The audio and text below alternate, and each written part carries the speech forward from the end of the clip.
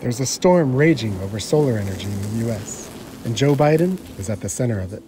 The U.S. president has pledged to slash greenhouse gas emissions, and switching American homes and industries to solar power is a major part of the plan. The goal is hugely ambitious. At the moment, only about 3% of U.S. electricity is generated from solar panels. The Biden administration wants this to rise to as much as 40% by 2035. Hundreds of millions, maybe billions of new solar panels will be needed. Where those panels will be built is at the heart of a controversy that has clouded U.S. solar developments in recent months. The White House wants to tackle climate change, but it also wants to foster a made-in-America green energy transition that brings solar manufacturing and jobs to the U.S. from places like China that currently dominate the market.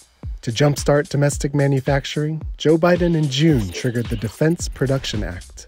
It's a Cold War-era law that gives the federal government added powers to galvanize domestic output of certain products in order to bolster national security.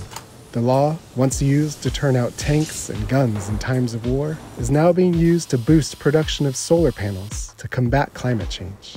But at the same time, Biden also issued a 24-month tariff waiver on solar panels made in 4 Southeast Asian countries. The move was a response to a months-long Department of Commerce investigation into whether Chinese manufacturers are dodging U.S. import tariffs by setting up shop in Vietnam, Cambodia, Malaysia, and Thailand.